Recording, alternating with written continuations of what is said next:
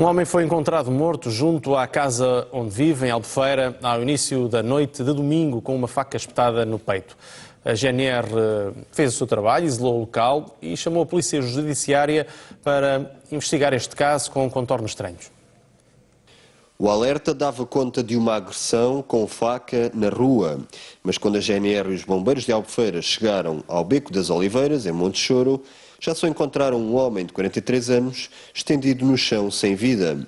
O que causou mais estranheza, tanto para as autoridades como para os populares que passavam na rua, foi a vítima ainda ter espetada a faca no peito. Ao que a CMTV apurou, o homem era empregado de mesa em Albufeira, mas era natural da zona do Porto. Estava em casa com a filha e o neto. Quando os familiares se aperceberam, já estava morto à entrada do prédio. O caso, com contornos estranhos, levou a GNR a isolar o local e, perante o cenário encontrado, decidiu chamar a Polícia Judiciária para investigar as circunstâncias da morte. Foi instalada uma tenda durante as perícias e só depois o cadáver foi recolhido por um carro funerário. Ao que a CMTV apurou, não foram encontradas marcas que indiquem que o homem tenha sido atacado e a faca de cozinha era da sua própria casa. A Polícia Judiciária aguarda os resultados da autópsia e a hipótese de crime está praticamente excluída. Diga-me uma coisa, é possível alguém suicidar-se desta forma, isto aqui pegando na investigação que está a decorrer, alguém pegar numa faca, colocá-la na direção do corpo e utilizar o próprio peso do corpo para se suicidar? É difícil, é difícil. Para já porque a posição perpendicular da faca tem que se manter e é muito difícil que a vítima faça esta posição e o mantenha, até porque bate na costela e faz um percurso. Por isso é que tem que ter alguma perpendicular. Depois, o facto de, assim que a faca tocasse no coração, a vítima ia cair imediatamente. E por isso, quando falam que a faca foi encontrada toda introduzida, não é de todo fiável com um suicídio. Neste caso, era importantíssimo, além de resguardar mais uma vez o cabo da faca, a posição do corpo. O Miguel coloca a questão que é colocar a faca e ele cair para a frente. Sim. O corpo tinha que estar em decúbito ventral, isto é, de barriga para baixo. O corpo foi encontrado de barriga para cima. Não bate certo. Com a experiência que tem, Francisco, Não bate o que é que pode ser este caso aqui, nestes pequenos indícios que temos? Aquilo que é a minha experiência, é o conhecimento de suicídios. Aliás, há um tratado sobre suicídios e técnicas de suicídios, que não vou revelar o nome para não ser que tem todas as formas de suicídio. Os suicídios com armas brancas, basicamente utilizado pelos investigadores para como matéria de investigação. Instrumento de trabalho. Eu não tenho conhecimento de suicídios com armas brancas no tórax. Há suicídios por corte dos pulsos, há o célebre, esse tornou-se consagrado no Japão, o harakiri, que é e aí sim os braços têm força para fazer penetrar uma arma branca no abdômen, não é? Mas a própria posição dos braços no tórax é muito difícil de sustentar a força do braço, não é a mesma força, não tem o balanço suficiente. Depois é aquilo que acabou aqui de ser dito, não é? O coração é um órgão extremamente sensível, quer dizer, ao mínimo toque, a pessoa perde a consciência. Pode não morrer, mas perde a consciência. Conseguir atravessar o coração com uma faca ou com uma espada, o próprio... Bom, eu já vi coisas, já vi um tipo que se tentou suicidar e deu 3 tiros na cabeça, não é? E ao terceiro é que se suicidou, não é? Foi um caso muito conhecido em Lisboa. Mas é possível, mas é uma coisa muito estranha, não é? O investigador de homicídios que olha para um caso deste, a primeira hipótese que coloca é a hipótese de um homicídio. Só depois, e tem que ser muito bem testado, a possibilidade daquilo ter sido um suicídio, a autodeterminação da morte com este tipo de agressão, que é uma autoagressão muito difícil de explicar do ponto de vista da consciência, não é? Sim. Porque nós perdemos a consciência antes de conseguir fazer aquela lesão tão profunda. Não é? o ferimento mortal. Muito bem, fica a explicação dada. Vamos agora fazer um brevíssimo intervalo. Voltamos já de seguida.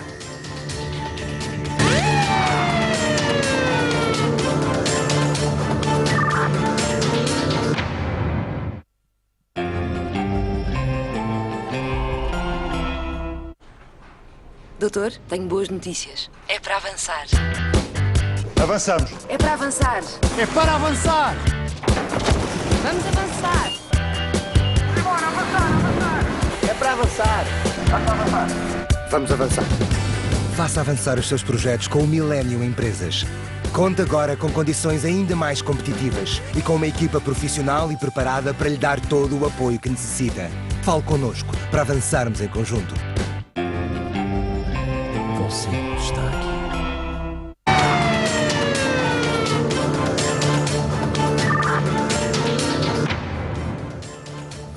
Um grupo de 6 romenos começou hoje a ser julgado no Tribunal de Beja por tráfico de pessoas. As vítimas, também romenas, eram trazidas para Portugal para trabalhos agrícolas e iludidas com promessas de boas remunerações. 5 homens e uma mulher, todos de nacionalidade romena, começaram a ser julgados por 30 crimes de tráfico de pessoas. O grupo foi detido em novembro passado. Segundo a acusação, o grupo aliciava compatriotas romenos com a promessa de trabalho remunerado e boas condições de vida em Portugal. Quando chegavam, as vítimas eram obrigadas a viver em condições desumanas e a trabalhar na apanha da azeitona, sem as remunerações prometidas. Eram-lhes ainda retirados os documentos de identificação para evitar o regresso à Roménia. Nesta situação estariam mais de 150 de pessoas.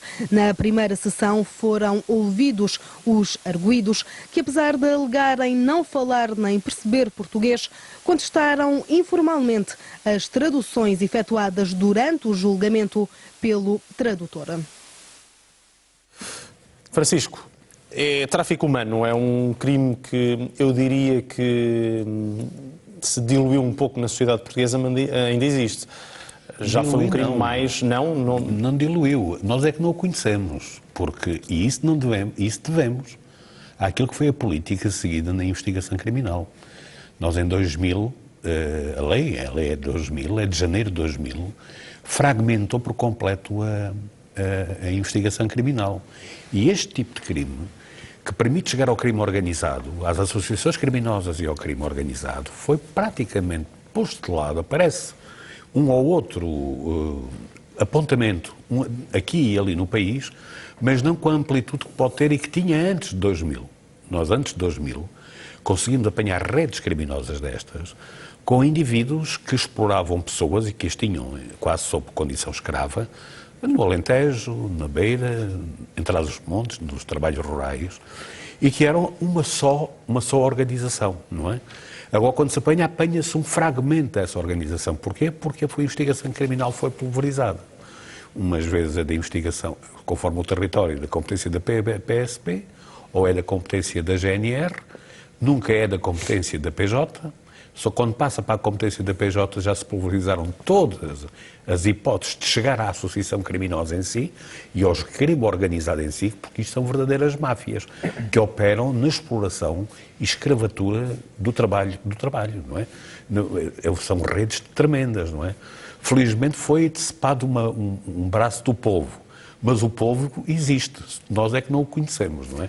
E esse é dos erros que foi cometido pela Assembleia da República e pelo Governo de então, e é que até hoje, depois de testado, já ao fim de 14 anos, ainda ninguém teve a coragem de dizer nós precisamos de mexer nesta lei, no sentido, não só de pulverizar como pulverizou a investigação criminal por tudo o que era departamento e polícias ou órgãos de polícia criminal, mas, por outro lado, de poder perceber-se que determinados tipos de crime não podem viver isolados nesta esquadra ou naquele destacamento. Têm que ter uma ligação e uma articulação nacional, porque só a nível nacional se compreende a atividade, como é imunda e é perigosa a atividade destas redes organizadas, quer de escravatura para o trabalho, quer de escravatura sexual, enfim, dos mais variados tipos, e que do leste vieram com mais força depois de conhecermos aquilo que vinha do Brasil. Do leste vieram com mais força. Vieram porque têm já as suas máfias montadas, as suas organizações criminosas montadas nos países de origem e transportam-nas para os outros países, nomeadamente para Portugal. Nós conhecemos casos de portugueses nestas condições na Alemanha, na Espanha, na Inglaterra. E se formos ao cerne do problema, percebemos que os portugueses foram uma parte dos grandes grupos que estas organizações tinham submetidas a trabalho escravo, não é? O que é uma coisa de uma gravidade tremenda. Agora, a qualificação penal para lá chegar obriga um trabalho de investigação criminal que não está e nem tem competência, nem tem capacidade técnica para o fazer, com todo o respeito que tenho por estas unidades de investigação criminal, quem tem um olhar muito local sobre a prática de um crime, não é? Este obriga a um olhar grande, um olhar que cubra o território nacional. E esse olhar que eu tenho é a Polícia Judiciária. Perdeu isto e foi das piores derrotas para a nossa justiça, para a nossa tranquilidade, para a tranquilidade e para os direitos de cidadania de todos aqueles que são submetidos a este tipo de escravidão e a este tipo de exploração desenfreada, onde são tratados, desculpe o termo, como verdadeiros animais. Ou melhor, pior do que animais, porque os animais, ainda há alguma consideração por eles, nem existe nenhuma, são tratados como verdadeiros escravos. E daí que seja dos temas que mais lamento estar na ordem do dia desta forma tão pequena e tão pouco conhecida como disse. Meus senhores, muito obrigado pela vossa presença hoje no Rua Segura. Vamos avançar para uma reportagem que fala sobre burlas a idosos.